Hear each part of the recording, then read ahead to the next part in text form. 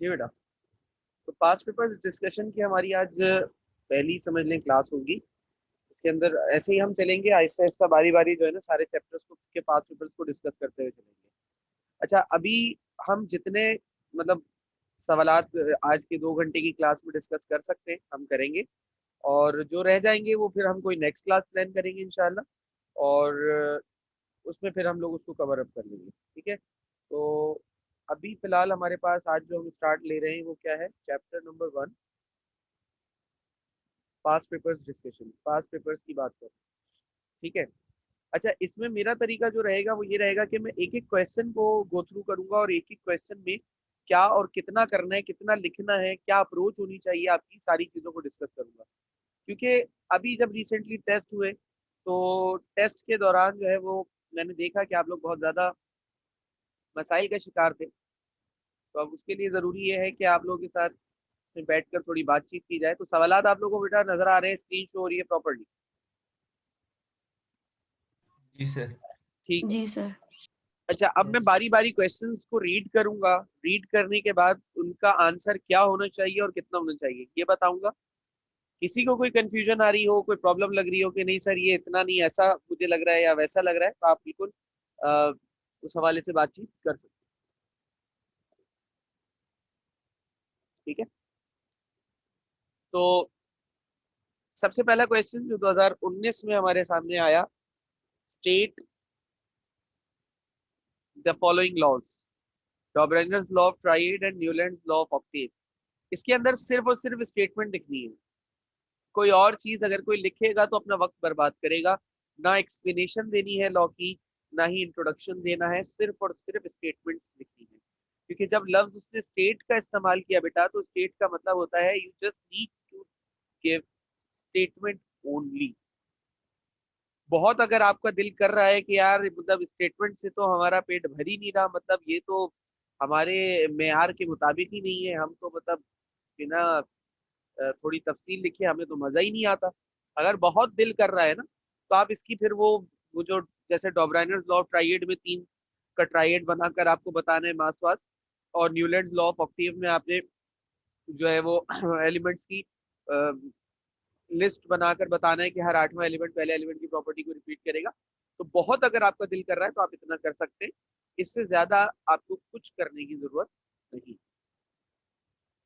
अच्छा, ये जो क्वेश्चन है आपके पास, identify the group and period, group period and block of the elements having atomic number these। तो 36 और 24 ये दो एटॉमिक नंबर के आपने जो है वो आइडेंटिफिकेशन देनी है ग्रुप और पीरियड की। तो लेट मी स्टार्ट, ताकि मैं थोड़ा सा इसको रिव्यू भी देता रहूंगा ना, तो अगर किसी को समझ में नहीं आ रहा तो ये कि उसको थोड़ा रिकॉल हो जाएगा सर कि सर हानिया का मैसेज आया है, वो कह रही है सर को बता दो मेरा कनेक्ट नहीं हो रहा। बेटा मैंने उसको अभी रिज्वाइन कराया था, उसके मतलब रिक्वेस्ट दोबारा आई थी तो मैंने उसको एक्सेप्ट किया था, लेकिन वो शायद अभी भी कनेक्ट, हानिया कनेक्टेड तो है, उसका ऑडियो कनेक्ट नहीं है। उसको कॉल करके बोलो कि वो ज्वाइन ऑडियो करे, उसका ऑडियो कनेक्ट नहीं है, ताकि वो क्लास के अंदर मौजूद है।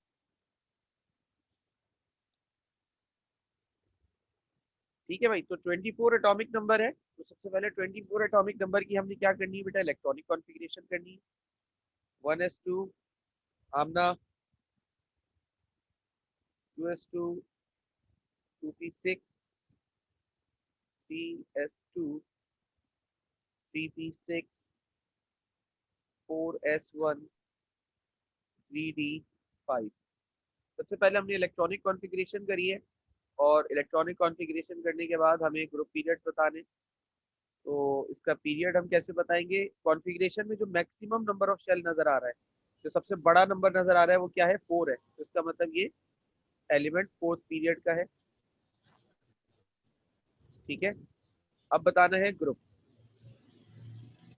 ग्रुप बताने के लिए तरीका क्या होता है बी। कि, हाँ, ग्रुप बताने का तरीका ये होता है कि सबसे पहले हम फैमिली बताते हैं। फैमिली बताने के लिए अगर कॉन्फ़िगरेशन डी या एफ में से किसी पर खत्म हो रही है तो फैमिली बी है, और अगर एस या पी पर कॉन्फ़िगरेशन खत्म हो रही है तो फैमिली ए है। सबसे पहले फैमिली आइडेंटिफाई करो।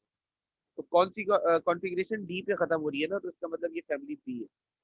अब फैमिली बी का पता करने के लिए हम क्या करते हैं, डी और एस इन दोनों के इलेक्ट्रॉन्स को प्लस करके ग्रुप बताते हैं। 5 और 1 6 हो गया, ये it is group 6।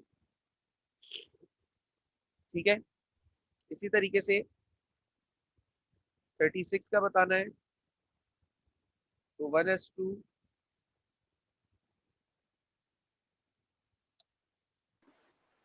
1s2 sir 2s2 ji. Sir इसमें ब्लॉक का भी तो पूछा है। लॉग का भी पूछा हुआ है, ध्यान नहीं दिया। Identify the group period in, हाँ सही है, ठीक है ठीक है, थैंक यू बेटा। बेटा ब्लॉक का अगर बताना है, ब्लॉक का अगर बताना है आपको, तो सिंपली बेटा जहां पर इलेक्ट्रॉनिक कॉन्फ़िगरेशन खत्म हो रही है, देखो एस और जहां पर इलेक्ट्रॉनिक कॉन्फ़िगरेशन खत्म हो रही है वो देखो। अगर डी पर खत्म हो रही है तो ब्लॉक डी है, अगर एस पे खत्म हो रही है तो ब्लॉक एस है, अगर पी पे खत्म हो रही है तो ब्लॉक पी है, और एफ पे खत्म हो रही है तो ब्लॉक एफ है। ठीक है,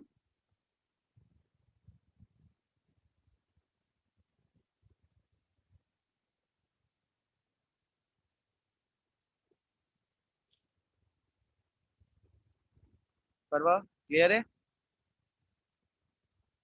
yes sir. Hemant good morning. Good morning sir.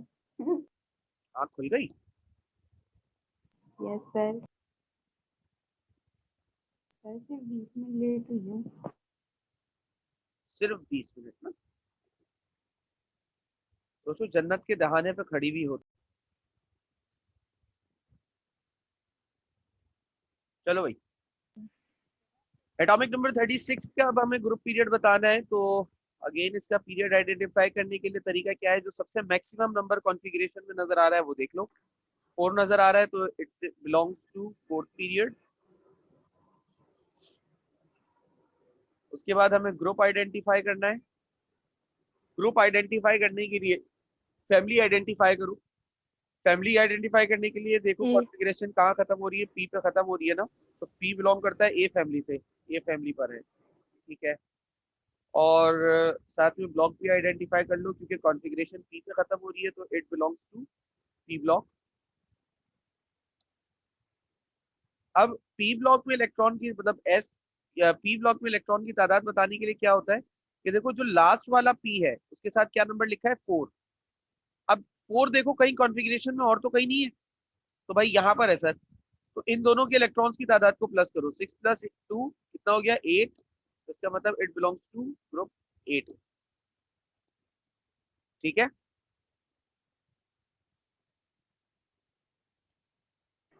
Yes sir.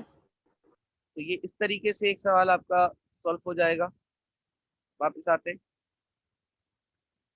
Right the type of elements in the periodic table based on electronic configuration.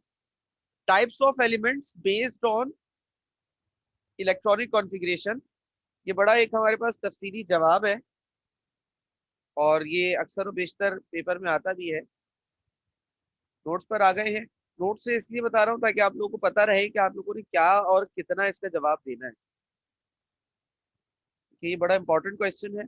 और इस चैप्टर से सबसे ज्यादा अगर कोई पूछा जाने वाला सवाल है तो मेरे हिसाब से वो यही है।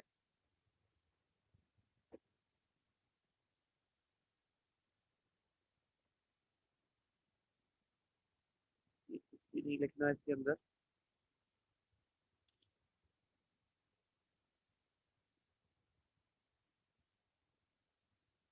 ये आ गया, ये देखो, types of elements based on electronic configuration, यहाँ से सवाल शुरू है असल में आपका। सबसे पहले आपने रिप्रेजेंटेटिव एलिमेंट लिखा। अच्छा अब देखो, इसमें आप कुछ चीजें आपकी चॉइस पर आएंगी, सही है। सवाल का जवाब देने में आपके पास क्या चॉइस है आप ये देख सकते हैं। देखो असल जो सबसे जरूरी चीज है ना यहाँ पर, वो क्या है कि आपने सवाल के जवाब में एस, पी, डी और एफ इन चारों ब्लॉक्स के एलिमेंट्स की कैरेक्टरिस्टिक्स लिखनी है, और इनकी जनरल इलेक्ट्रॉनिक कॉन्फ़िगरेशन लिखनी है। ये सवाल का मेन हिस्सा है, इसके बगैर तो सवाल एक्सेप्टेबल ही नहीं है। यानी कि ये दो चीजें आपको लाजमी लिखनी है। कौन कौन सी, तो यहाँ पर लिख लेते हैं, थोड़ा सा हाईलाइट करें। ये चीज और ये चीज, ये दो चीजें लाजमी है, इन दोनों के बगैर सवाल मुकम्मल नहीं है भाई। ठीक है सर, इन दो के बगैर सवाल मुकम्मल नहीं है। तो अब बाकी चीजें जो है, अब देखो यहाँ पर ये जो एस ब्लॉक का इंट्रोडक्शन है ये तुम्हारे पास ऑप्शनल है। ठीक है, इसको तुम जरूरी नहीं है कि 3 लाइनों में लिखो, इसको तुम 1 लाइन में भी लिख सकते हो, काफी होगा। अब जैसे यहाँ पे लिखा हुआ elements of group 1A 2A are known as S block elements, काफी है। इतनी लंबी आपको करने की इसमें कोई जरूरत ही नहीं है। ठीक है, और रिप्रेजेंटेटिव, ये रिप्रेजेंटेटिव एलिमेंट्स की जो यहाँ पर तफसील लिखी है, तो वो आपने लिख दिया कि रिप्रेजेंटेटिव एलिमेंट्स कौन होते हैं भाई? These elements, these consist of some metal non metal and divided into s block p block। आपने ये इतने काम की लाइन उठाई। देखो मैंने पहले भी कहा है कि इंटरमीडिएट में अगर तुम लोग को जवाब बनाना नहीं आता तो ये तुम लोग की सबसे बड़ी गलती है। आपने रिप्रेजेंटेटिव एलिमेंट की हेडिंग डाली, आपने सिर्फ और सिर्फ इतने काम की बात लिखी, उसके बाद आपने एस ब्लॉक एलिमेंट की, चूंकि वो रिप्रेजेंटेटिव का सब टॉपिक है, आपने उसकी हेडिंग डाली, आपने उसमें इतनी काम की बात लिखी, और उसके बाद आपका काम हो गया। तो आपने इतने काम की बात लिखी, that is enough for you. उसके बाद आपने कैरेक्टरिस्टिक की हेडिंग डाली, अपनी मर्जी से 4 पॉइंट्स जो आसान लग रहे थे वो याद कर रहे, वो याद करके लिख दिए। आखिर में जनरल इलेक्ट्रॉनिक कॉन्फ़िगरेशन, आपने मतलब एक ब्लैक पेन से जनरल इलेक्ट्रॉनिक कॉन्फ़िगरेशन लिखा, उसके आगे NS1 से लेकर NS2 तक लिखा। सवाल मतलब एक हिस्सा कंप्लीट हो गया। अब ये आप पर था कि आप ये जो एक्स्ट्रा पार्ट था ये सब ये चाहते तो लिख लेते, कोई मसला नहीं है, ये मिला हो जा। एक एक लाइन लिखने में भाई देखो, अगर एक लाइन लिखते हो तो एक लाइन लिखने में कम से कम 10 सेकंड तो लगाओगे। अगर तुमने 3 लाइनें लिखी ज्यादा तो तुमने 30 सेकंड ज्यादा लगा दिए ना। 6 लाइनें ज्यादा लिखी तो तुमने 1 मिनट ज्यादा लगा दिया। तो 1 मिनट में तुम काम की बात नहीं लिख लेते, जैसे मार्क्स भी पूरे आ जाते। जब तुम लोगों ने पेपर में मतलब टेस्ट जब दिया तुम लोगों ने कोचिंग में इसी सवाल का, तो तुम लोगों ने गलती यही की है सबने, कि सवाल को तुम लोगों ने प्लान आउट नहीं किया कि तुम लोगों को कितना लिखना चाहिए और कितना नहीं।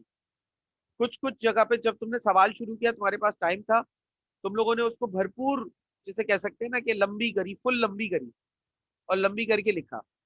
जब फिर जैसे जैसे टाइम शॉर्ट होने लगा तो तुम लोगों ने जो आगे की हेडिंग्स को लिखा वो इतना शॉर्ट कर दिया कि वो मेयार से ही गिर गई। जो शुरू में लिखा वो मेयार से बहुत ऊपर लिख दिया, और जो बाद में लिखा वो मेयार से बहुत नीचे लिख दिया। तो अल्टीमेटली सवाल में कुछ मजा नहीं आया। Is that clear? Yes sir. Yes sir. Yes, sir. Yes तो इस यस सवाल का सर। आपको समझ में आ गया होगा, क्योंकि जब मैं टेस्ट मैंने दिया था तो बहुत सारे लोग इस बात के लिए भी परेशान थे कि सर टेस्ट में इतना सारा है, क्या याद करें? ये सवाल मैंने बोला ये याद करो, तो बोले इतना सारा है सर, कितना याद करें? भाई अब प्लान करो, मतलब इतने बड़े हो गए हो कि तुम लोग को तुम्हारे जवाब कैसे देना है ये तुम लोग खुद सीखो। अब प्रॉब्लम आ रही है, डिस्कस करो, सर हम ये सोच रहे हैं। लेकिन पहले जरूरी है कि पहले खुद बताओ कि सर हम ये सोच रहे हैं। सिर्फ मुझसे सब पूछ लोगे तो कोई फायदा नहीं है। अपनी सोच कुछ शेयर करो, वो ज्यादा अच्छा लगता है कि हाँ भाई बच्चे ने कुछ सोचा अपने पास से। चलो इधर देखो, अब पी ब्लॉक शुरू हुआ। अच्छा, पी ब्लॉक का सिलसिला ऐसा है कि मैं स्टूडेंट से अक्सर कहता हूँ कि पी ब्लॉक को ना 2 हिस्सों में डिवाइड करके लिखो, थोड़ा अच्छा लगता है। मतलब पी ब्लॉक को 2 हिस्सों में कैसे डिवाइड करो? ग्रुप 3A से लेकर ग्रुप 7A तक अलग कर लो, और ग्रुप 8A को अलग कर दो। इफ यू हैव टाइम तो मेरे ख्याल से तो आपको इसी तरीके से जाना चाहिए। और मैंने मेरे ख्याल से आप लोगों को जो करवाया है क्लासेस वगैरह में, तो मैंने आप लोगों को अलग अलग ही करवाया है। ठीक है, एक्सप्लेन जब मैंने किया है इस टॉपिक को तो मैंने अलग अलग ही किया है। लेकिन अगर भाई किसी को प्रॉब्लम लग रही है कि यार सर टाइम जाएगा, इसमें टाइम लगेगा, या टाइम नहीं है मेरे पास, अब टाइम नहीं है मेरे पास पेपर में, तो फिर मैं ये कर लेता हूँ कि यार इन दोनों को मिलाकर एक ही जगह वो कर लेता हूँ। वरना इसके अंदर भी तुम देखो, अब ये जो पी ब्लॉक का इंट्रोडक्शन है ये इतना लंबा यहाँ कोई लिखा हुआ है, क्या जरूरत है भाई इतने लंबे इंट्रोडक्शन की? कोई जरूरत नहीं है। अब तुमने यहाँ पर कितना बताया भाई? ये बताया सिर्फ, ये इंपॉर्टेंट बात है, P block consist of the elements of group 3A। अब अगर तुमने इसको अलग किया हुआ है तो ग्रुप 3A to 7A, और फिर 8A के लिए इसी तरीके से अलग से कर लोगे। या अगर कंबाइन किया हुआ है तो इतना पॉइंट आपका इंट्रोडक्शन के लिए काफी है। या फिर आपने बहुत 3 मार्क अगर लिख दिया तो आपने इतना लिख दिया कि they include metals, metalloid and non metals, ये आपने लिख दिया, काफी है। अब आपकी मर्जी थी कि आप इसको कितना लिखते, बहुत था ये। ठीक है भाई। अच्छा अब आ जाइए कैरेक्टरिस्टिक्स पे। तो कैरेक्टरिस्टिक में अपनी मर्जी से कितने पॉइंट्स लिखे हैं भाई, 5 लिखे हैं, 4 जो तुम्हें आसान लग रहे हैं वो याद कर लो, काफी है। 4 पॉइंट्स याद करो, उसके बाद general electronic configuration black pointer से लिखा, उसके आगे जनरल इलेक्ट्रॉनिक कॉन्फ़िगरेशन लिखी भाई, NS2 NP1 से मामला शुरू होगा, NS2 NP6 पे मामला खत्म हो जाएगा। बस कॉन्फ़िगरेशन लिखी, एक एक हिस्सा हो गया। अब मेरे हिसाब से इस पूरी हेडिंग के अंदर आप लोगों ने लाइंस कितनी लिखी, 4 लाइनें ये हो गई, और बामुश्किल 2 लाइनें ये हो गई, 6 लाइनें आपने लिखी है टेक्सुअल वर्क। उसके बाद जो है ये तो हेडिंग में आ गया, ये हेडिंग में आ गया। अच्छा इसको भी अगर हम एक लाइन शुमार कर लें तो 6 और 2 4 2 6 और एक ये 7, 7 लाइनें हो गई। तुम लोगों के पास अगर तुम्हारे टेस्ट पेपर्स हैं तो तुम लोग खुद निकाल के देखो कि तुम लोगों ने पी ब्लॉक को कितना जरूरत से ज्यादा तुम लोगों ने बिला वजह लंबा लिखा। 7 लाइनें में वैसे ही बोल रहा हूँ, किसी की राइटिंग बड़ी हो सकता है वो मैक्सिमम 8 के या 10 लाइनों में आया हो।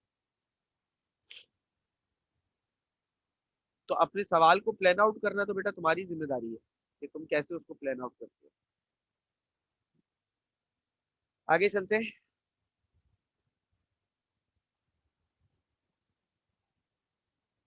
अब आ रहा है डी ब्लॉक एलिमेंट्स।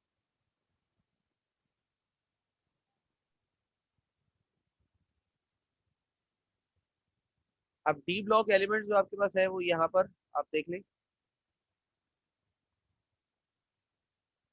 अब डी ब्लॉक एलिमेंट्स के अंदर सिलसिला क्या है भाई, the elements in which last electron enters n1 d orbital are called as, यानी कि डी ब्लॉक से जो बिलोंग करते हैं। अब इसके अंदर जो आपने इंट्रोडक्शन देना है डी ब्लॉक का वो ये है काफी, ये इंट्रोडक्शन आ गया हेडिंग के नीचे, डी ब्लॉक एलिमेंट्स, इसको आप आउटर ट्रांजिशन एलिमेंट्स कहते हैं। आपने ये इंट्रोडक्शन लिखा, काफी है। इस इंट्रोडक्शन के बाद आप आ गए कैरेक्टरिस्टिक्स पे, क्या आ गई कैरेक्टरिस्टिक्स। अब कैरेक्टरिस्टिक्स में भी इतने सारे पॉइंट्स लिखे हुए हैं, मेरे ख्याल से ये वाला पॉइंट याद मत करना, ये बहुत ज्यादा सिंपल हो जाएगा। इस कंसीडर ऑफ 10 एलिमेंट्स,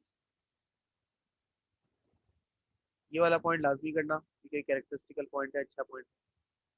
ये वाला पॉइंट लाजमी करना, ये भी कर लेना। मेरे ख्याल से तुम्हें 4 में से अब बाकी इन 2 में से जो जिसको आसान लग रहा हो वो कर ले। ठीक है, लेकिन ये 3 पॉइंट्स ऐसे हैं कि जो आपके काम को आसान बना देंगी। उसके बाद ये जो आपके पास जनरल इलेक्ट्रॉनिक कॉन्फ़िगरेशन है, ये आ गई जनरल इलेक्ट्रॉनिक कॉन्फ़िगरेशन भाई। NS1 NS2 मामला शुरू होगा, n-1 डी तक, P1 तक जाएगा, P1 से शुरू होगा, NS2 n-1 P10 तक मामला जाएगा। ये याद रखने वाली बात है कि भाई कहाँ तक मामला किसका जा रहा है, सिंपल इनफ। ये अब इसके अंदर आपने कितना लिखा, अब यहाँ पर देखो, अगर ये मैं देखूँ तो ये बामुश्किल मेरे पास 2 से ढाई 3 लाइनों में आ जाएगा मैक्सिमम। 3 लाइनें ये हो गई, और 4 पॉइंट्स ये हैं तो 6 लाइनें इसकी रख लो बेटा, 6 7 लाइनें। 3 लाइनें ये, 7 लाइनें, 10 लाइनें ये हो गई, एक लाइन जनरल इलेक्ट्रॉनिक कॉन्फ़िगरेशन की, 11 लाइन हो गई मैक्सिमम। इस सवाल के अंदर अगर मैं लाइंस के हिसाब से बात करूंगा, जो टेक्सचुअल लाइन है वो मैक्सिमम मैक्सिमम मेरे हिसाब से 440 है, इससे ज्यादा नहीं है मैक्सिमम। अगर मैं बता रहा हूँ जिसमें मैं सारी चीजों को इंक्लूड करके बात कर रहा हूँ तो वो 40 है, इससे ज्यादा नहीं हो सकता।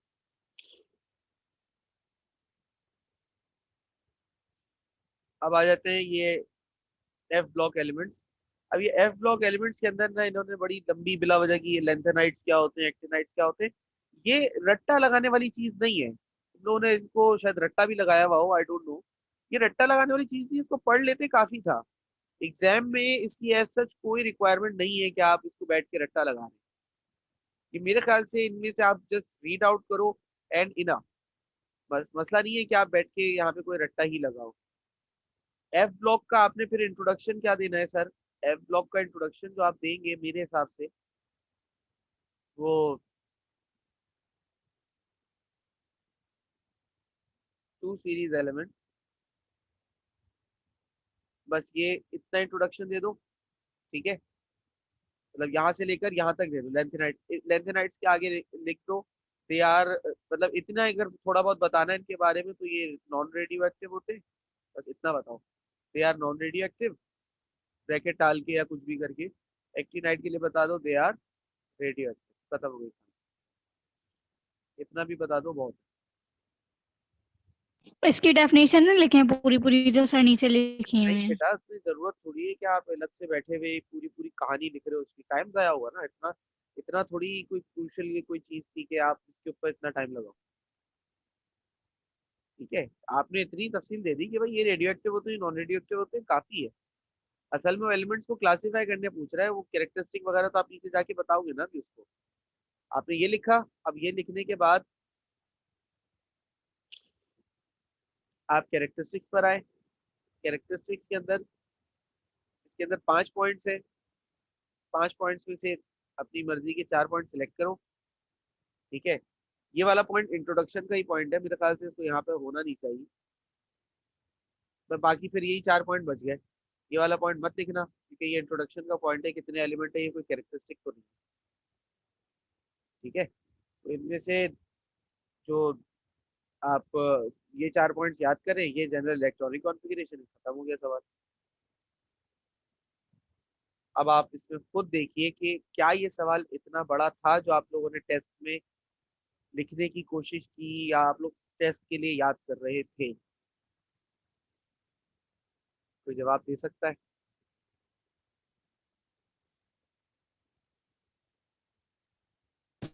सर नहीं था। इन्फिनिक्स नोट 7 कौन आया भाई क्लास में? ठीक है भाई, तो लेंथेनाइड्स एक्टिनाइड्स के बाद ये आपके पास आ गई कैरेक्टरिस्टिक्स ऑफ एफ ब्लॉक, जिसमें आप इलेक्ट्रॉनिक कॉन्फ़िगरेशन लिखकर इसको सेट कर सकते हैं। फिर आखिरी में तो आपके पास यही बचता है कि आप इलेक्ट्रॉनिक कॉन्फ़िगरेशन लिखें और बस सवाल मुकम्मल हो गया आपका, समझ लें। आखिर में तो आपके पास एक यही ऑप्शन रह जाता है। ठीक है, तो इस तरीके का ये। सर इनर्ट गैसेस नहीं लिखे।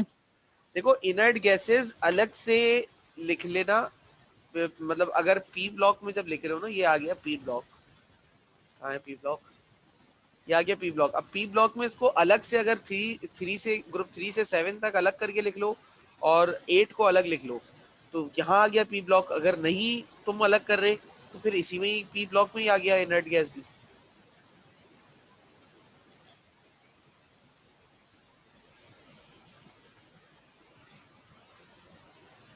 ठीक है, ठीक है सर। चलें आगे चलते हैं, वापस आते हैं। जरूरी है सर इनर्ट गैसेस लिखना? इनर्ट गैसेस लिखना बेटा पीरियोडिक टेबल का हिस्सा है ना, हम पीरियोडिक टेबल को क्लासिफाई कर रहे हैं on the basis of electronic configuration, तो फिर लिखना तो लाजमी होगा ना।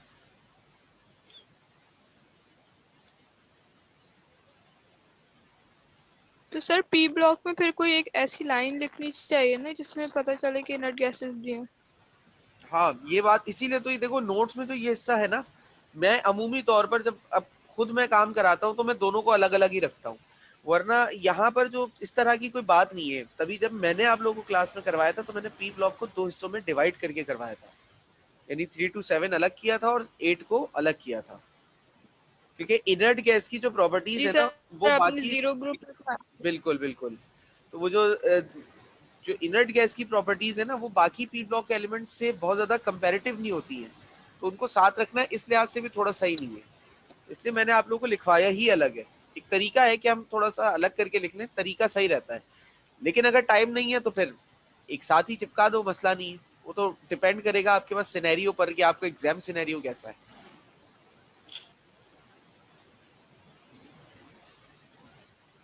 ठीक है, आप ना आगे चलूं। जी सर।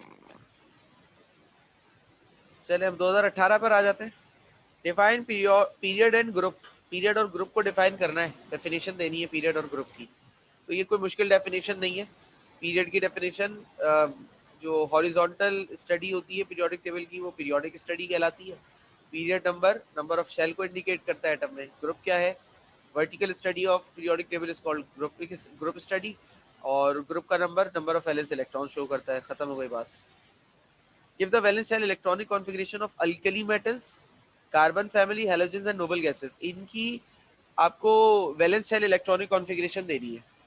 तो अल्कली फैमिली के अंदर NS1 होता है, कार्बन में NS2P2 होता है, NS2NP2 होता है, और हेलोजन में NS2NP5 होता है, और नोबल गैस में NS2NP6 होता है। बस आपको मतलब इन फैमिलीज का नाम लिखना था, उसके आगे वैलेंस शेल इलेक्ट्रॉनिक कॉन्फ़िगरेशन लिखनी थी। बहुत छोटा सा ही जवाब है, कोई इतना बड़ा जवाब तो है ही नहीं। ठीक है, आगे चलूं? जी सर। Yes sir. अगला क्या है? Define modern periodic law, discuss the different blocks in modern periodic table. अब यहाँ पर आपने जो है वो मॉडर्न पीरियोडिक लॉ डिस्कस किया, और अब ये कह रहा है डिफरेंट ब्लॉक्स को डिस्कस करो, like S block, P block, D block, F block. 4 blocks है ना। तो अब आपने क्या करना है, इसमें आपने जनरल इलेक्ट्रॉनिक कॉन्फ़िगरेशन नहीं देनी, कुछ भी नहीं देना। वही वाला सवाल जो है ना, कहाँ गया जो अभी हमने ये एस ब्लॉक पी ब्लॉक के लिए किया है। तो पी ब्लॉक एलिमेंट्स के आपने बता दिया भाई 30 एलिमेंट होते हैं पी ब्लॉक में, 10 जो है मेटल है, 20 जो है नॉन मेटल है। वही वाली, यानी आपने एक ही बार इसको याद किया है और वो दोनों जगह के अंदर एडजस्ट हो रहा है। पी ब्लॉक में ये एलिमेंट है, इतनी तादाद है, ये बता दिया। इसी तरीके से डी ब्लॉक में भाई इतने एलिमेंट हैं, ये इनकी प्रॉपर्टीज हैं। एफ ब्लॉक में भी भाई इतने एलिमेंट हैं, ये इनकी प्रॉपर्टीज है। इसी तरीके से एस ब्लॉक में भी किया। तो मतलब सवाल वही है, पूछने का तरीका थोड़ा सा बदल दिया, बस ये काम किया। ठीक है, आगे आ रहे हैं। Right the electronic configuration and identify the period, group and block of elements bearing the atomic number. तो इन एटॉमिक नंबर्स वाले एलिमेंट्स के हमने क्या क्या बताना है? ग्रुप बताना है, पीरियड बताना है, ठीक है ना। जिनके एटॉमिक नंबर क्या हो, जिनके एटॉमिक नंबर्स ये हो, उनका हमें ग्रुप, पीरियड, ये सारी चीजें बतानी है। ठीक है, इसके अच्छा इसका तरीका मैं ऑलरेडी क्लास में करवा चुका हूँ, बता चुका हूँ। अभी मैंने शुरुआत में भी जब हमारा लेक्चर स्टार्ट हुआ है तो मैंने स्टार्ट में भी बताया था कि किस तरीके से होता है। तो मैं इसको अभी सॉल्व नहीं कर रहा, क्योंकि बेसिकली मैं सॉल्व नहीं करवा रहा, मैं सवाल को सॉल्व करने की अप्रोच बता रहा हूँ। आगे चलूँ या कोई बात है तो आप बोल सकते हैं।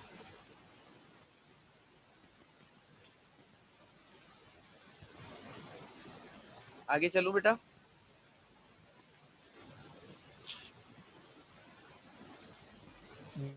Yes sir. सिर्फ लॉ सर लिखना है। सर नेहा मैसेज कर रही है। बेटा नेहा, मसला ये है कि तुम लोग चैट बॉक्स को इस्तेमाल नहीं करो बेटा, माइक पे बोल दो। चैट बॉक्स खोलने में मुझे प्रॉब्लम हो रही है, मेरा चैट बॉक्स खुल नहीं रहा है, मुझे वापस जाना पड़ता है स्क्रीन शेयरिंग से। माइक नहीं खुल रहा। अच्छा, मॉडर्न पीरियोडिक लॉ कहाँ पर बेटा? ये वाला सवाल, राइट द इलेक्ट्रॉनिक, नहीं ये वाला तो नहीं, ये वाला डिफाइन मॉडर्न पीरियोडिक लॉ। इस वाले में अगर कह रही हो तो हाँ बेटा, सिर्फ स्टेटमेंट देनी है, नथिंग मोर देन दैट, सिर्फ स्टेटमेंट देनी होगी।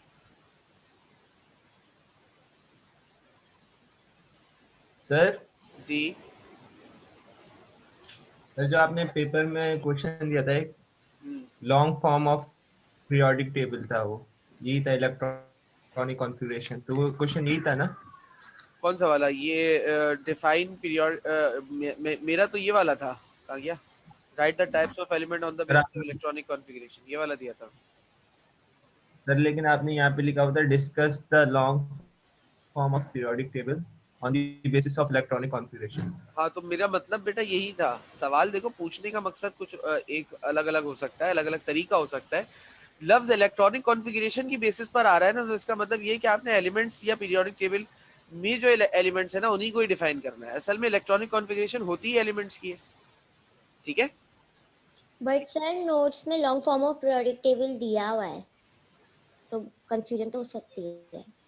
कहाँ दिया हुआ है? जी सर। आपने देखिए मॉडर्न पीरियोडिक लॉ के नीचे देखें, long form of periodic table लिखा हुआ होगा।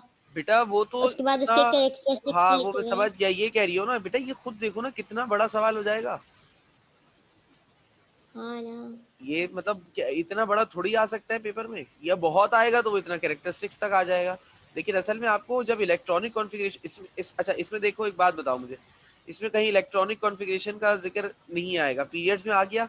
अब जब ग्रुप के हिसाब से आओगे तो ग्रुप में आधा डिफाइन किया ना, फैमिली ए को डिफाइन किया, फैमिली बी ने कोई गुनाह किया था क्या? फैमिली बी को क्यों नहीं डिफाइन किया?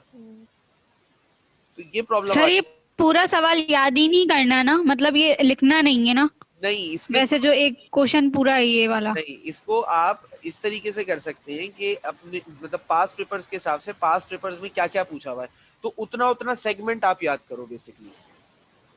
ये बहुत बड़ा हो जाएगा और इसका मेरे ख्याल से कोई जरूरत नहीं है इतना बड़ा कुछ याद करने की, क्योंकि इतना बड़ा इस तरीके से पेपर में नहीं आएगा। लाइबा कह रही हूँ ऐड कर दे।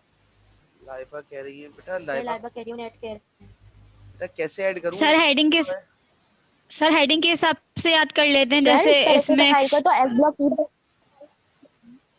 एक मिनट फरवा, एक मिनट। हाँ खदीजा बोलो। सर जैसे क्वेश्चन आ जाता है शॉर्ट में फर्स्ट पीरियड डिफाइन करें, तो उसमें ये लिख दिया इस तरह से, हाँ, ऐसे याद कर लेते अगर हैं। मिसाल के तौर पे सवाल आया कि भाई discuss first period of modern periodic table, तो आपको ये लिखना है बस, और कुछ नहीं। लेकिन इस तरह से कभी पूछा नहीं गया है पेपर, ये भी बता दूं। ये सिर्फ एक ऑक्सिलरी केस बताया, ठीक है। हाँ मैं ना पूछ भी सकते हैं। फरवा पॉइंट। फरवा मैं आपसे ये पूछ रही हूँ, अगर इस तरीके का सवाल आएगा तो एस ब्लॉक सी ब्लॉक वाला सवाल लिखना है, पीरियड वाला नहीं लिखना होगा। एस ब्लॉक दोबारा बेटा, आखिर की बात में सही समझ गया, बीच में तुम्हारी बात आवाज बहुत ज्यादा मिक्स हो गई।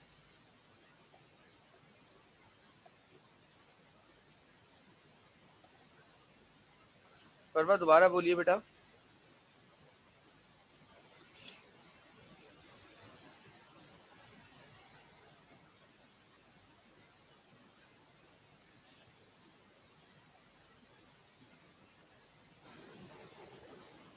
और कोई था जो कुछ बोल रहा हो? ईमान तुम कह रही थी, कोई सवाल था तुम्हारा? नहीं, तुम तो लाइबा का कह रही थी। लाइबा की बेटा रिक्वेस्ट नहीं आएगी, लाइबा की रिक्वेस्ट आएगी तो मैं उसे एक्सेप्ट करूंगा, लेकिन जब तक रिक्वेस्ट नहीं आती मैं तब तक उसे एक्सेप्ट नहीं कर सकता। सर जी बेटा। सर यानी ये जो different blocks in modern periodic table है, इसमें वही इलेक्ट्रॉनिक कॉन्फ़िगरेशन वाली प्रॉपर्टीज ही लिखनी है ना? हाँ वो डिफरेंट ब्लॉक्स में ना, हाँ डिफरेंट ब्लॉक वाले में बिल्कुल वही लिखे आप, क्योंकि एक ही तरीके से एक्सप्लेनेशन है ना, यानी कि आपने एक याद किया, वो पूछने के तरीके अपने अल्फाज को बदला उन्होंने, बाकी पूछी बात वही है उन्होंने। और long form of periodic table में long form of periodic table अगर वो आ जाता है ना कि भाई long form of periodic table को डिस्कस करें, तो मेरे ख्याल से अगर इस वाली अप्रोच पे जाओ, यानी कि आप अलग अलग पीरियड को बताओ, फिर अलग अलग ग्रुप को बताओ, ये बड़ा हेक्टिक वाला काम हो जाएगा। इतना बड़ा सवाल जो है वो पेपर में आता नहीं है, और टेक्निकली भी नहीं आना चाहिए। खुद समझो, अगर मैं मिसाल के तौर पे long form of periodic table को डिस्कस करना चाहूँ, तो अब मैं कैसे डिस्कस करूँ? मतलब या तो पीरियड वाइज या ग्रुप वाइज। नेहा बेटा आप मीटिंग को रीज्वाइन कर लो, अगर इस तरह का इशू आ रहा है तो आप मीटिंग को रीज्वाइन करो, रीज्वाइन करके देखो। खैर बुशरा आप सुनिएगा बेटा। तो अब आपको उन्होंने कहा आप पहले पीरियड्स को आपने डिफाइन किया। अब खुद सोचो कि इतने कितने 7 पीरियड्स हैं, हर पीरियड में कम से कम 2-2 3-3 पॉइंट तो लिखोगी। फिर अब आ जाओ पीरियड खत्म होने के बाद ग्रुप पर। अब ग्रुप जो है हमारे पास पीरियोडिक टेबल में 16 है, तो अगर हर ग्रुप में एलिमेंट के नाम के साथ 2-2 पॉइंट्स भी लिख रही हो बेटा, तो 16 का मतलब 32 पॉइंट तो सिर्फ ग्रुप के हो गए। ये भी तो देखो। तो मेरे ख्याल से तो कर सकते हैं ना कि एस ब्लॉक में जो प्रॉपर्टीज आ रही हैं वो आ रही हैं ग्रुप 1A की और ग्रुप 2A की, तो हम लिखें ग्रुप 1A और ग्रुप 2A और एस ब्लॉक की सारी प्रॉपर्टीज लिखते हैं, ऐसे लेकिन ही वहाँ है, मेंशन नहीं करें कि ग्रुप 1 और ग्रुप 2A। ऐसे ही है। मतलब उसको ना कंपाइल करो, चीजों को फैलाओ नहीं, बहुत बड़ा सवाल नहीं करो। मतलब जितना एक, जैसे तुमने एक बात की, अब मेरे सामने ये इतना बड़ा सवाल है, अब मैं इसको छोटा कैसे कर सकता हूँ? भाई मैं इसको छोटा ऐसे कर सकता हूँ कि मैं बजाय 16 ग्रुप लिखने के मैं 4 ब्लॉक लिख दूं, और उन 4 ब्लॉक के अंदर मैं घुसेड़ दूं कि भाई ये सारे ग्रुप आ गए, खत्म हो गई कहानी। समझ गए? अच्छा, और फिर पीरियड अलग से डिफाइन नहीं करें ना। पीरियड के लिए भी एक जनरल वे बना लो कि भाई पीरियड की भी कुछ जनरल कैरेक्टरिस्टिक होगी ना, वही लिख दो ताकि सारे पीरियड उसमें एडजस्ट हो जाए। ये देखो कैरेक्टरिस्टिक्स ऑफ पीरियड आ गए, ये जनरल है बेटा। अब इसमें सारे पीरियड की समरी आ गई, आप वो लिख दो। सही है। ठीक है, तो बेसिकली अपने आप को प्लान करना सीखो। बहुत लंबा लिखने की जरूरत नहीं है, बहुत छोटा लिखने की भी जरूरत नहीं है। स्टैंडर्ड का लिखने की जरूरत है, ठीक है। ये क्या सर ये बताएं, जी रीबा बोलिए।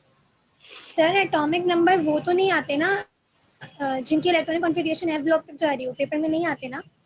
नहीं नहीं, एफ ब्लॉक वाले नहीं आते, मतलब वो नहीं आते कभी, ठीक है। नेहा माइक का प्रॉब्लम हल हुआ, बोलो बेटा।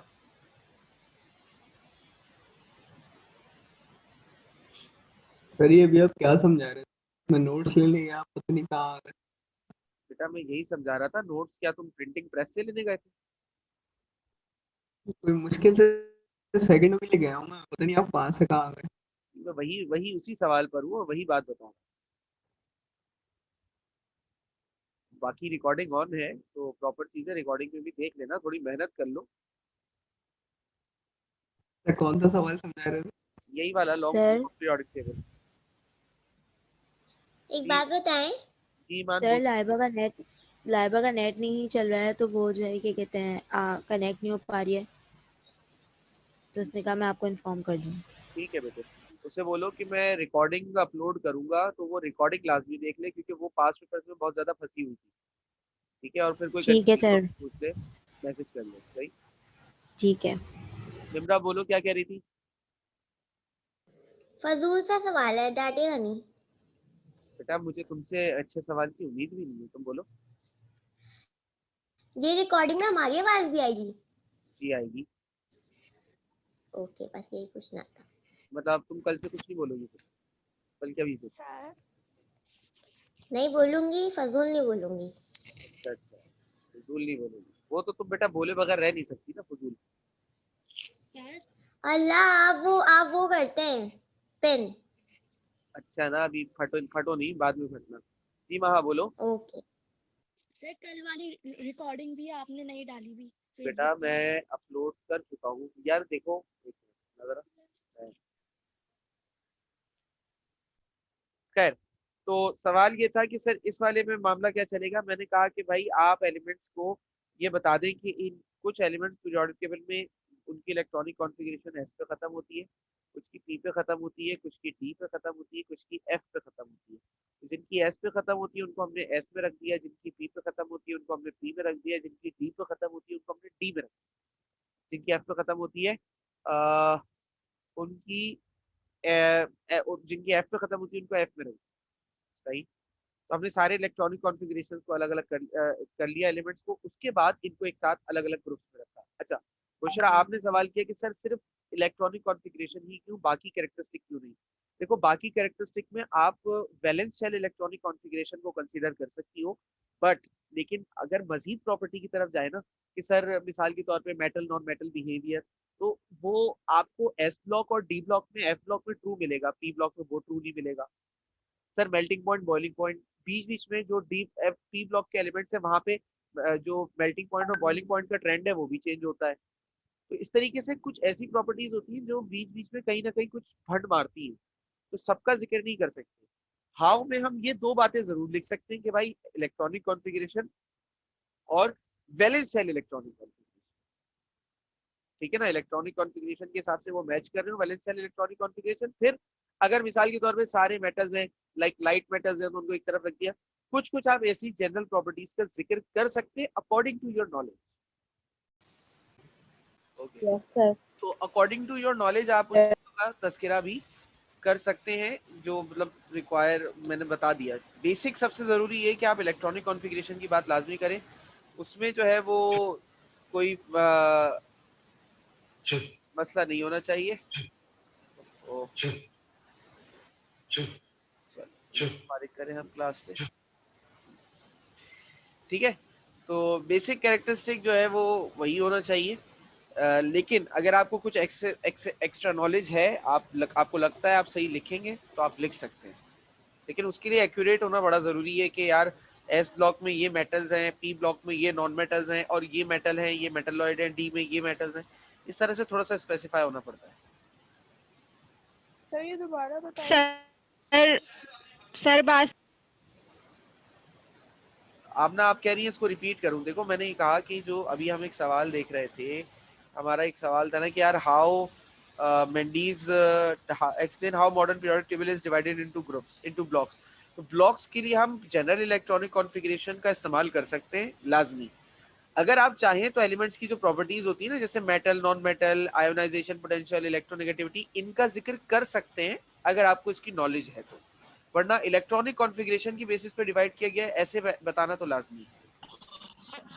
और बोलें जल्दी से। कुछ ज्यादा बड़ा नहीं है। नहीं इतना बड़ा थोड़ी कर, सर मैं इतना बड़ा क्वेश्चन हुआ ही नहीं। मतलब आपने सिर्फ इलेक्ट्रॉनिक कॉन्फ़िगरेशन, मेरे ख्याल से तुम समझ नहीं पा रही। मैं कह रहा हूँ कि आपने सिर्फ इतना लिखना है कि 4 एलिमेंट्स की इलेक्ट्रॉनिक कॉन्फ़िगरेशन इन 4 ब्लॉक्स पर मतलब इन 4 अल्फा ऑर्बिटल्स पर खत्म होती है, S, p, D and F. जिनकी कैरेक्टरिस्टिक एस में खत्म हुई एस में डाल दिया, जिनकी पी में खत्म हुई उनकी हमने पी में डाल दिया, जिनकी डी में खत्म हुई उनको डी में डाल दिया, जिनकी एफ में खत्म हुई उनको एफ में डाल दिया। तो ये इतना बड़ा तो नहीं हुआ बेटा। मैं 118 एलिमेंट की इलेक्ट्रॉनिक कॉन्फ़िगरेशन करने थोड़ी बोल रहा हूँ, ठीक है। खदीजा कुछ कह रही है? सर वो जो SPDF की जो चले जी, कहाँ तक हो गया था? यहाँ तक हो गया था ना। चले जी, write the electronic configuration of zinc. वही आ गया भाई, रिपीटेटिव क्वेश्चंस हैं ज्यादातर। Discuss the long form of periodic table on the basis of electronic configuration, ये सवाल भी हो चुका है। Write down the block and period, इनके ब्लॉक पीरियड बताने, कैसे बताना है you all know very well. Discuss the valence shell electronic configuration इन लोगों की, पहले भी आ चुका है ये सवाल। और देखो जरा कितने नंबर के लिए आया है, 4 नंबर के लिए सवाल आया है ये। सिर्फ क्या लिखना है, वैलेंस शेल इलेक्ट्रॉनिक कॉन्फ़िगरेशन लिखनी है।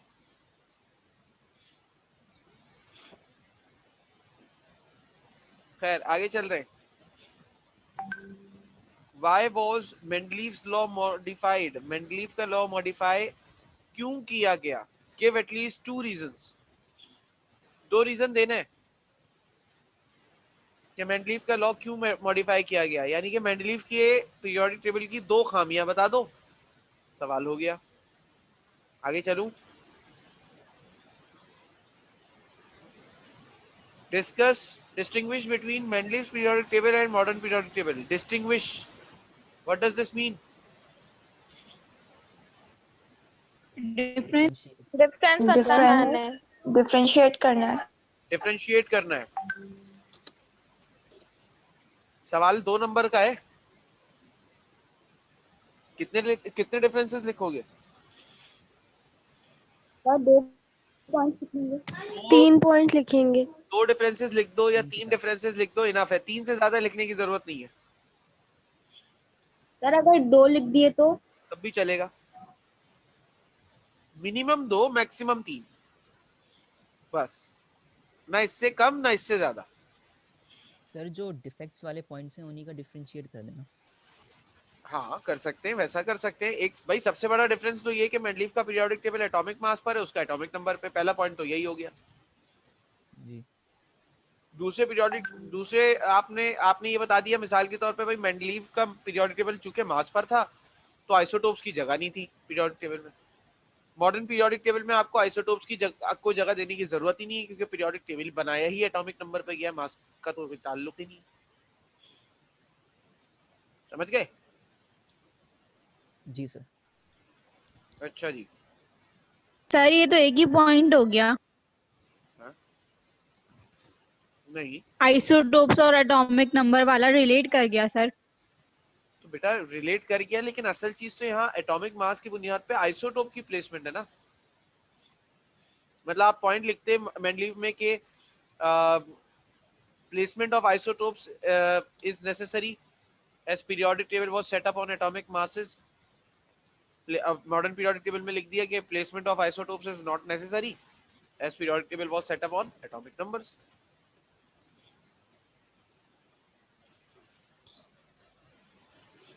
ठीक है,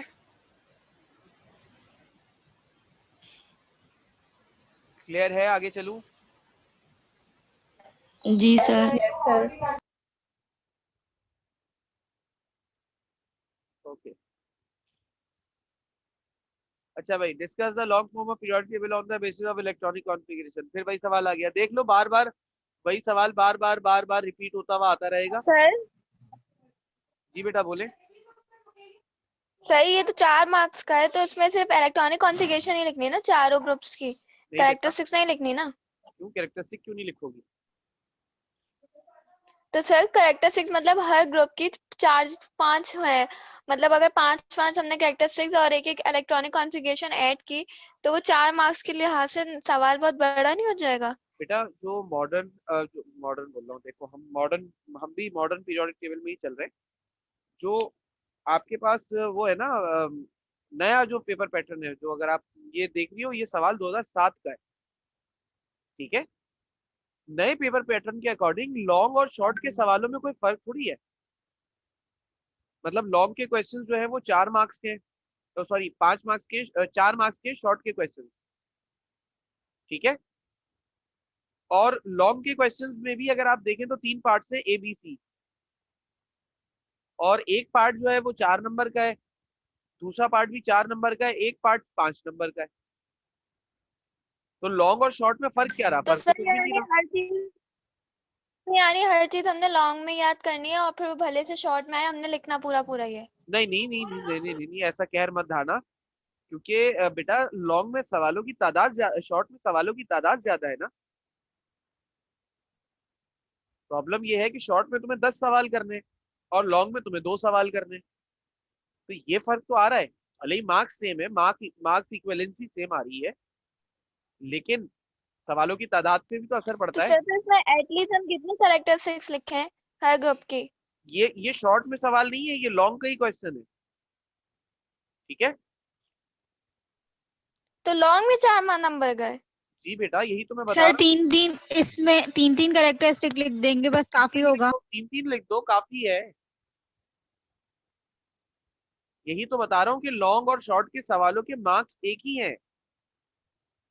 तो आप केमिस्ट्री के अंदर प्रॉब्लम क्या है? आप लॉन्ग शॉर्ट खेल ही नहीं सकते। प्रॉब्लम ही तो यही है यहाँ पर। सर ये तो बहुत गलत है। सर तो फिर ये तो टाइम ज्यादा चाहिए होगा, फिर टाइम तो शॉर्ट होगा, क्योंकि अगर हम लॉन्ग को ही हम शॉर्ट में लिखें तो वो उतना ही लिखा जाएगा जितना हमने उसे लॉन्ग में लिखना है, तो नहीं फिर टाइम शॉर्ट पड़ेगा ना हमें नहीं तो। बेटा, मैनेज करना होता है, असल मसला यही है, मैनेज करना होता है। 1 मिनट मुझे दीजिएगा बेटा। जी, तो मैं ये कह रहा था बेटा, असल मसला ही यही है कि यहाँ पर आपको मैनेज करना होता है चीजों को। अगर आप मैनेज नहीं कर रहे तो इसका मतलब गलती तो आप कर रहे हैं। देखो, लॉन्ग और शॉर्ट में मार्क्स भले ही सेम है, लेकिन लिखने में थोड़ा सा फर्क डालना पड़ता है आपको। अगर आप बिल्कुल लॉन्ग वाला ही सवाल उठाकर शॉर्ट में लिखना शुरू हो जाओगे, तो शॉर्ट में सवालों की तादाद है 10, लॉन्ग में सवालों की तादाद है 2।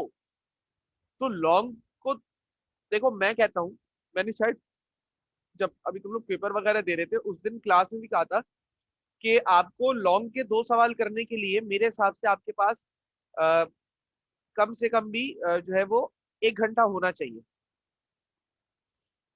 अच्छा, मैंने कहा 1 घंटा आपके पास होना चाहिए लॉन्ग करने के लिए, यानी कि एक सवाल करने के लिए आपके पास कम से कम आधा घंटा तो हो।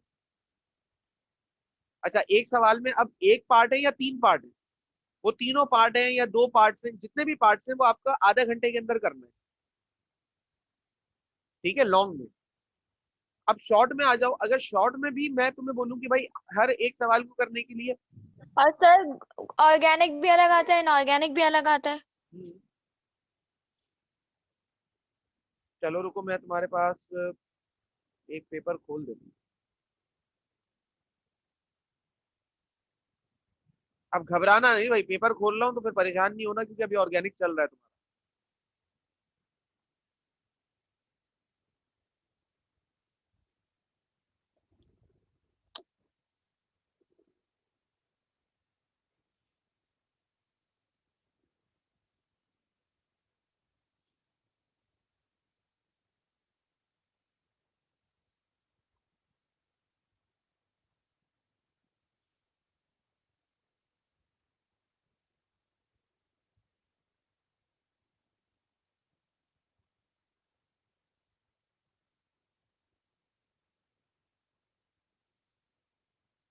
ये 2018 का मैंने पेपर खोला है तुम्हारे सामने।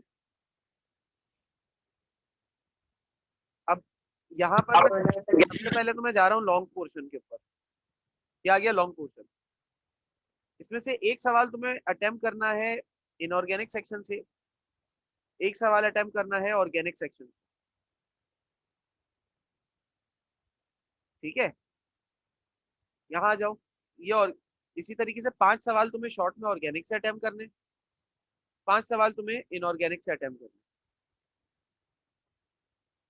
अब अगर सवालों की लेंथ को सेम रखोगे, मैंने तुमसे कहा कि मिसाल के तौर पे तुम ये वाला क्वेश्चन अटेम्प्ट कर रही हो इनऑर्गेनिक में, मैंने कहा तुम्हारे पास इसके लिए आधा घंटा है। ठीक है, और ऑर्गेनिक में तुम फॉर एग्जांपल ये वाला सवाल सॉल्व कर रही हो, तो इसके लिए भी तुम्हारे पास आधा घंटा है, तो 1 घंटा तो पेपर से खत्म हो गया तुम्हारे पास।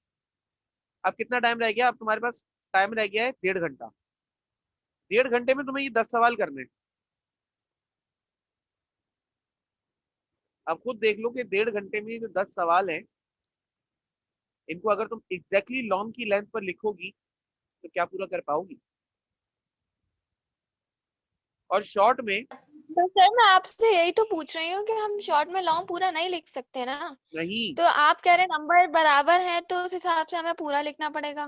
नहीं नहीं नहीं नहीं नहीं, नहीं मैं ये नहीं कह रहा। मैं ये कह रहा हूँ देखो, मार्क्स बराबर होने का मकसद ये कतई नहीं होता कि आप उतना ही लिखोगे। सवाल की थीम को भी तो देखना पड़ता है ना, कि लॉन्ग में आ रहा है कि शॉर्ट में आ रहा है। अगर शॉर्ट में आ रहा है तो उसको शॉर्ट करना पड़ेगा हमें, और लॉन्ग में आ रहा है तो फिर हमें उसकी तफसील में जाना पड़ेगा।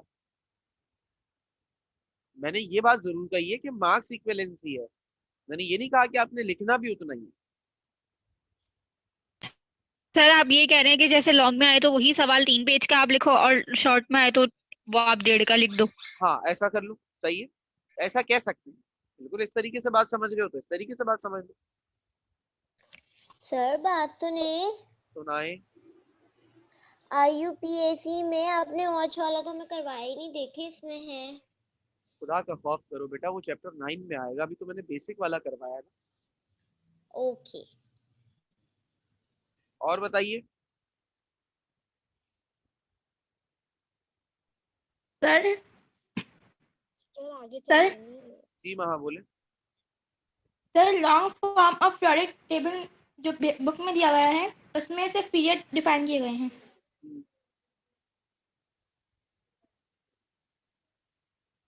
तो आप क्या कहना चाह रही हैं? सर मैं पूछ रही हूँ कि पेपर में से पीरियड डिफाइन करेंगे या फिर हम लोग जो है ग्रुप्स डिफाइन करेंगे। बेटा आप इस सवाल के लिए नोट्स को फॉलो करेंगे। Long form of periodic table में आपसे पूछ क्या रहे हैं, इसकी तफसील मैं वैसे दे चुका हूँ, उसके अकॉर्डिंग डिपेंड करेगा।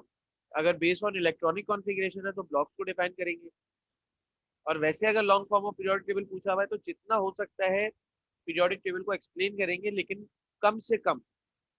कि पूरे तरीके से अगर मैं एक्सप्लेन करना चाहूँ पीरियोडिक टेबल को तो मैं 1 घंटे के अंदर एक ही सवाल कर पाऊँ।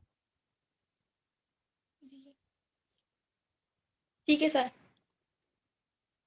सर हम पूरा लॉन्ग में जैसे हम पूरा लिखते हैं सवाल और इसमें शॉर्ट खुद ही एडिंग में शॉर्ट करते हैं, वो सही रहेगा? हाँ ऐसा कर सकते हैं। ठीक है आगे चलूं। Yes sir. चलिए वापस आ जाते हैं अपने क्वेश्चन पर। Differentiate between P block elements, P block active and P block non active elements. अब देखो यहाँ पर इसने जो सवाल दिया है ना, वो कौन सा दिया है? कंपैरिजन दिया है ग्रुप 3A से लेकर ग्रुप 7A और ग्रुप 8A के दरमियान। क्योंकि ग्रुप 3A से लेकर 7A तक जितने भी एलिमेंट्स हैं वो सारे पी ब्लॉक एक्टिव कहलाते हैं, और ग्रुप 8A जो है वो पी नॉन एक्टिव ग्रुप कहलाता है। ठीक है, इससे पहले भी हमारा इस पर डिस्कशन हुआ है। तो वो एक्टिव और नॉन एक्टिव का जो मैंने अभी आप लोगों को कहा भी था ना कि यार मैंने तुम लोगों को जब ये सवाल करवाया था या समझाया था, तो ये मैंने तुम लोगों को अलग अलग इसीलिए करवाया था। अलग अलग कराने की वजह क्या थी कि मुझे आइडिया है कि इसको बेहतर ये कि आप अलग अलग पढ़ो, अलग अलग प्रिपेयर करो। अब देखो ये एक सवाल आया हुआ भी है जिसमें अगर आपने अलग अलग प्रिपेयर किया हुआ होगा तो आपको फायदा होगा। ठीक है, तो how many elements are in S block, कितने एलिमेंट्स हैं एस ब्लॉक में, चलो जल्दी से बताओ। 13। सर ग्रुप 1A और 2A है। एलिमेंट्स कितने हैं?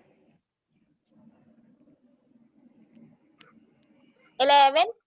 13 14। 13 13 है 13 कैसे? 6 एलिमेंट ग्रुप 1A में, 6 एलिमेंट ग्रुप 2A में। सर हाइड्रोजन को भी 1A में कंसीडर कर लेते हैं। ऐसे कहने पे हाइड्रोजन हटा देते हैं। Hydrogen is also considered as S block element. जी हाइड्रोजन को एस ब्लॉक एलिमेंट्स में ही कंसीडर किया जाता है, ग्रुप 1 में कंसीडर नहीं करते, एस ब्लॉक में तो कंसीडर करते ही है ना। तो 13 एलिमेंट है आपके पास एस ब्लॉक में। अच्छा जी, अगला सवाल देख लीजिए।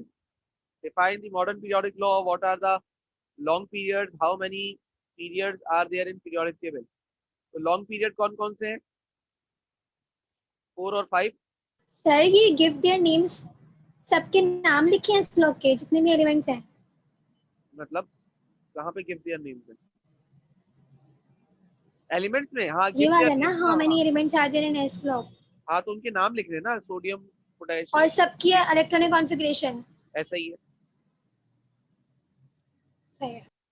सर जो नीचे है उसके अंदर भी नाम ही लिखने होंगे, इन्होंने बोला what are the long periods. हाँ नाम ही लिखना है, मैंने कब कहा कि उसको एक्सप्लेन करना है, मैंने कहा कि पहले आप इसकी डेफिनेशन दे देंगे स्टेटमेंट यानी कि, फिर आपने बता दिया कि भाई 4 और 5 जो है वो लॉन्ग पीरियड होता है, फिर आपने कहा how many are there in the, how many periods are there in the periodic table, कितने पीरियड्स हैं? 7 पीरियड है। 7 पीरियड्स लिख देंगे बस। बस सर जी जब लॉन्ग पीरियड का पूछेंगे तो लॉन्गेस्ट को शुमार नहीं करेंगे उसमें, नहीं 6th को, नहीं लॉन्ग है, और शॉर्ट पूछेंगे तो शॉर्टेस्ट को नहीं करेंगे। नहीं ऐसा नहीं, बिल्कुल नहीं करेंगे। Okay sir, okay. अच्छा जी आगे चलते हैं। Define the following, Dobereiner's law, Newland law, statement लिखनी है। स्टेट द पीरियोडिक लॉ, अच्छा यहाँ पर डिफाइन के अंदर ना इनकी एग्जांपल लिखना है लाजमी, ठीक है। State the modern periodic law and how, explain how it removed the defects of Mendeleev classification.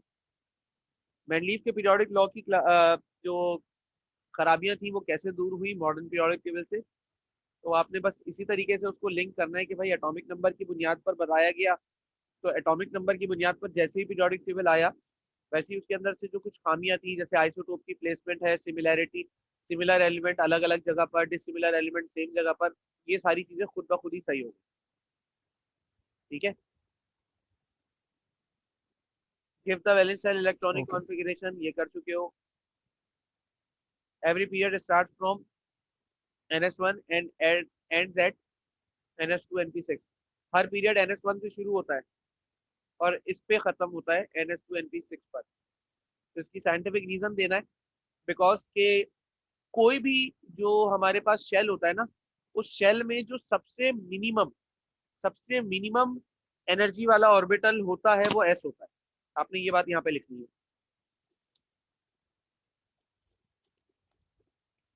In every shell of atom, minimum possible energy orbital is s orbital.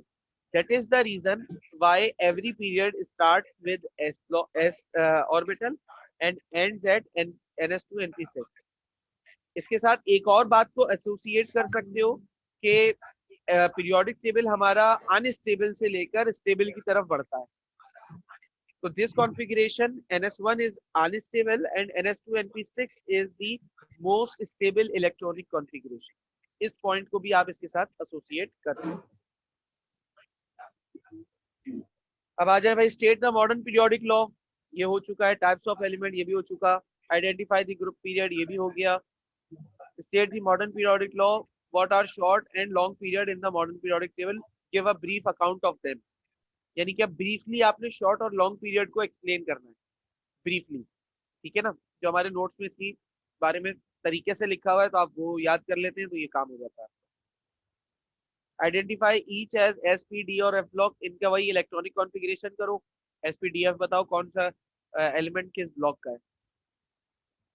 फिर आ जाओ यहाँ पर, तो डिफाइन करना है इन चारों लॉज को, 4 है 3 है जितने भी लॉज उनको डिफाइन कर दो।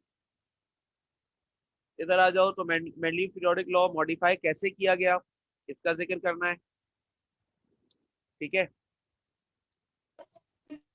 और ये भी एक क्वेश्चन है आपके पास, क्या give groups period and block of the atomic number, इनका एटॉमिक नंबर आपको दिया हुआ है, ग्रुप पीरियड बता दूं, और मॉडर्न पीरियोडिक लॉ एक्सप्लेन करो, types of element based on electronic configuration, फिर वही बात आ गई।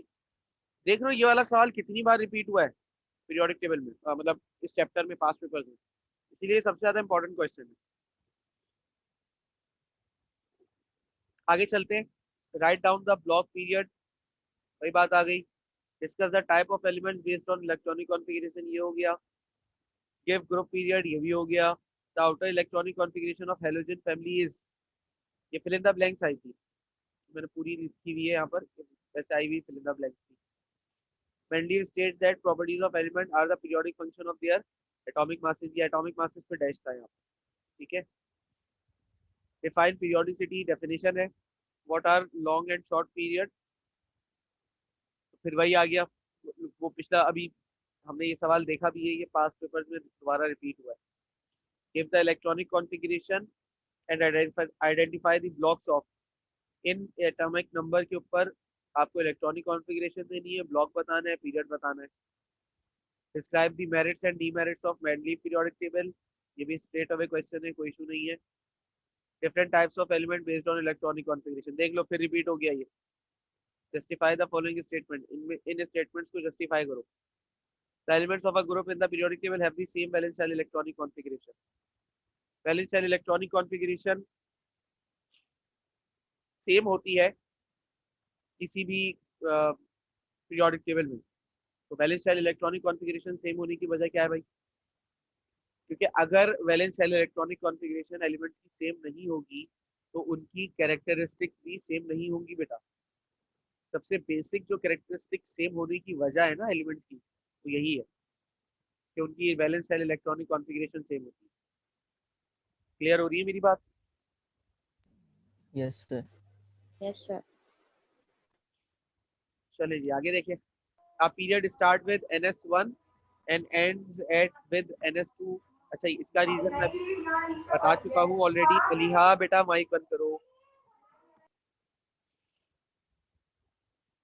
Define a modern periodic law, modern periodic law को आप डिफाइन कीजिए।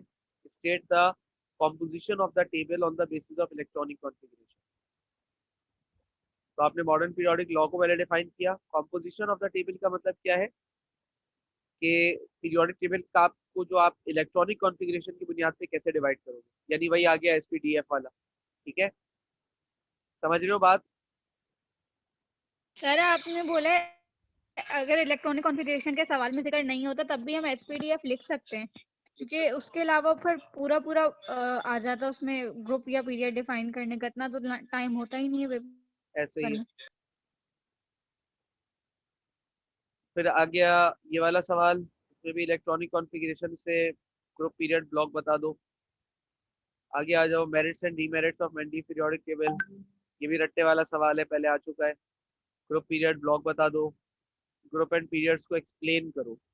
अब यहाँ पर हमें देखना ये है कि एक्सप्लेन किस हिसाब से कर रहे हैं, यानी कि अगर ये सवाल डिटेल्ड है तो इसमें साथ के साथ पीरियड लिखो। फैमिली ए और फैमिली बी, उनके 8-8 ग्रुप होते हैं, 8-8 ग्रुप को एक्सप्लेन करने मत जाना क्योंकि वो सवाल बहुत लंबा हो जाएगा। तो क्या करना, फैमिली ए की जनरल प्रॉपर्टीज लिखना, फैमिली बी की जनरल प्रॉपर्टीज लिखना, काम खत्म, ठीक है। अलग अलग एक्सप्लेन करोगे ग्रुप्स को तो बुरा फंस जाओगे, लेकिन पीरियड्स को आपको अलग अलग ही एक्सप्लेन करना पड़ेगा। अभी छोटी छोटी सी टर्म्स हैं जिनको आप यहाँ पर एक्सप्लेन करेंगे। Define periodicity, causes of periodicity, p block elements, और फिर ये एक सवाल और है आपके पास, describe the 4 defects of Mendeleev periodic table, Mendeleev periodic table के 4 डिफेक्ट्स। अच्छा ये वाला सवाल क्या है, the electronic configuration of the outer shell of 3 elements are given below, इन एलिमेंट्स की आउटर शेल की इलेक्ट्रॉनिक कॉन्फ़िगरेशन दी हुई है। Identify the given group period. अच्छा अब देखो पहले क्या हो रहा था, पहले सवालों में वो आपको एलिमेंट का एटॉमिक नंबर दे रहे थे, आपसे कह रहे थे भाई इलेक्ट्रॉनिक कॉन्फ़िगरेशन भी करो, ग्रुप पीरियड भी बताओ। लेकिन अब उन्होंने क्या किया, उन्होंने 3 एलिमेंट्स की इलेक्ट्रॉनिक कॉन्फ़िगरेशन दे दिया आपको आखिर की, यानी कि बिल्कुल लास्ट में जो वो आने थे वो आपको बता दिए। अब आपसे ये कह रहे हैं कि अब आप इसकी मदद से ग्रुप पीरियड बता दीजिए और ब्लॉक की। तो ये मैं बता देता हूँ। जैसे ये वाला है 3s2 3p6। अब सबसे मैक्सिमम नंबर क्या नजर आ रहा है 3, तो इसका मतलब ये पीरियड 3 से बिलोंग करता है। ठीक है, पी ब्लॉक पे इलेक्ट्रॉनिक कॉन्फ़िगरेशन खत्म हो रही है, तो इसका मतलब पी के साथ जो नंबर है यानी कि 3 है, तो 3 का एस 3 इसके साथ जोड़ लो इलेक्ट्रॉन बताने के लिए। तो 6 इसके पास है, तो इसके पास है, 8 हो गए, 8 ए है। इसी तरीके से मैक्सिमम पीरियड क्या है भाई 4 है। ठीक है, मैक्सिमम पीरियड क्या आ रहा है, मतलब पीरियड नंबर क्या आ रहा है 4 आ रहा है। अच्छा, फैमिली कौन सी है, ये फैमिली ए है क्योंकि एस पे कॉन्फ़िगरेशन खत्म हो रही है। ओके डन सर, एस पे कॉन्फ़िगरेशन खत्म हो रही है इसलिए सर ए फैमिली है। अब ए फैमिली का बताने के लिए 4 एस, देखो एस के साथ 4 लिखा है, क्या 4 कहीं और नजर आ रहा है, तो सर नहीं नजर आ रहा। इसका मतलब इसमें सिर्फ 2 ही इलेक्ट्रॉन है, इसका मतलब ये ग्रुप 2 है। इस तरीके से इसको आइडेंटिफाई कर लेंगे। ये समझ में आया?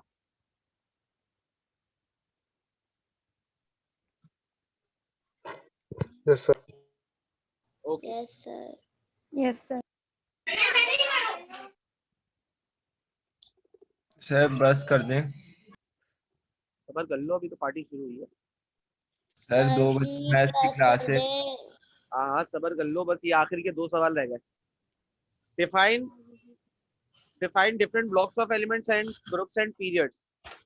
अब ये 6 नंबर का सवाल है, इसमें ब्लॉक्स को भी डिफाइन करो, ग्रुप्स को भी करो, पीरियड्स को भी करो। ये तो बहुत लंबा सवाल हो गया सर। तो बेटा सर ये आता नहीं है ना, 6 नंबर का तो आता ही नहीं है। ये पुराना पैटर्न है, 1993 में आया था, उसके बाद ये दोबारा कभी आया नहीं और ना दोबारा कभी आएगा। सही है। स्टेट दी पीरियोडिक लॉ। अच्छा, कौन सा पीरियोडिक लॉ, ये यहाँ पर मिस हो गया है। कौन से पीरियोडिक लॉ को स्टेट करना है ये नहीं बताया हुआ। और आखिर वाला जो 92 का सवाल है वो यही है कि एटॉमिक नंबर दिए हुए, उठा के इनकी ग्रुप पीरियड वगैरह आइडेंटिफाई करो। तो इसी के साथ हमारा चैप्टर 1 के पास पेपर्स की डिस्कशन हो गई। जी बेटे बोलिए। सर सर ये इस वाले की जो है इलेक्ट्रॉनिक कॉन्फ़िगरेशन जो मैंने आपको बताया है, इसकी तरह बताएगा पीरियड और ग्रुप। तुमने कौन सा बताया है?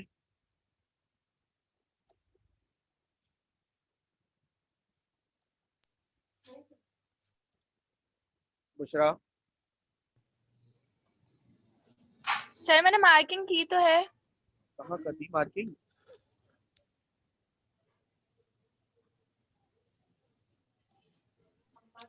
ये जो है एयर 1994 का क्वेश्चन नंबर 1, सही है, इसका पार्ट 1। पार्ट 1। उसमें ये देखो, ये रहा पार्ट, इसके जो तुम कॉन्फ़िगरेशन कह रही हो ना 2s2 2p6। अब देखो मैक्सिमम नंबर क्या नजर आ रहा है, 2 नजर आ रहा है, इसका मतलब पीरियड 2 है। ठीक है, सबसे पहले पीरियड आइडेंटिफाई किया। अच्छा, कॉन्फ़िगरेशन कहाँ खत्म हो रही है भाई, पी पे खत्म हो रही है, इसका मतलब फैमिली कौन सी है, ए है। ठीक है सर, फैमिली ए हो सर गई। मुझे आपकी आवाज नहीं आ रही है। बेटा आवाज आ रही है सबको मेरी? जी यस सर आ रही सर। Yes sir. बुशरा आपको आवाज आ रही सर है? मुझे आपकी आवाज नहीं आई। बुशरा आपको आवाज आ रही है? जी अब आ रही है।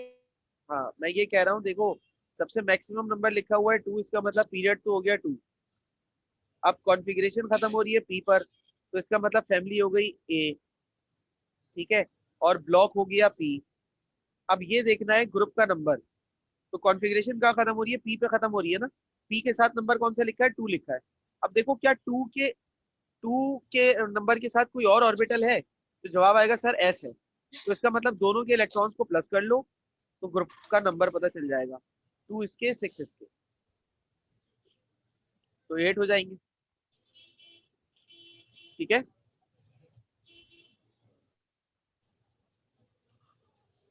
दूसरा क्लियर है?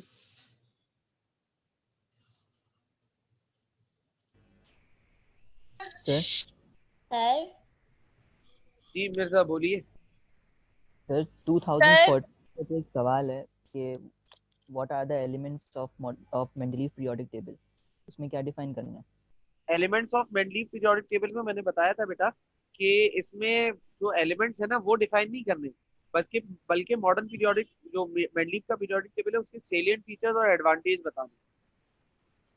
सही, ओके। जी बुशरा कुछ कह रही हैं? सर ये सॉरी मेरा ना नेट प्रॉब्लम हो गया था, तो आप इसकी एक्सप्लेनेशन दोबारा दे देते, मैंने आपसे क्वेश्चन पूछा था। क्या मैंने ये कहा कि सबसे पहले तो आप ये देखिए कि ये मैक्सिमम नंबर क्या है, 2 है, तो पीरियड नंबर हो गया 2, ठीक है। इसके बाद आ जाइए, तो ये यहाँ पर क्या लिखा हुआ है, पी लिखा हुआ है। अब पी का मतलब है फैमिली ए और ब्लॉक है पी, ब्लॉक और फैमिली भी पता चल गई। अब ग्रुप का नंबर बताना है, तो जो आखिरी आपके पास ऑर्बिटल है उसके साथ नंबर देखो क्या लिखा है, 2 लिखा है आखिरी ऑर्बिटल के साथ। तो क्या कोई और 2 है इसमें? तो हाँ सर ये वाला है।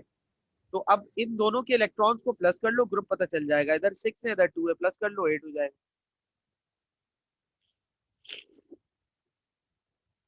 तो सर ये जो आपने इसका नेक्स्ट वाला करवाया पार्ट 2, इसमें भी तो वो जो ग्रुप है वो 8A ही आ रहा है। हाँ तो क्या हुआ? तो सर इलेक्ट्रॉनिक कॉन्फ़िगरेशन तो एक ग्रुप की एक ही रहती है ना, अब ये तो दो दो आ रही है एक ग्रुप की। पीरियड डिफरेंस है बेटा, ये पीरियड डिफरेंस है ना, ये सेकंड पीरियड है, ये थर्ड पीरियड है। ये नियॉन गैस की इलेक्ट्रॉनिक कॉन्फ़िगरेशन लिखी है, ये आर्गन की इलेक्ट्रॉनिक कॉन्फ़िगरेशन लिखी है।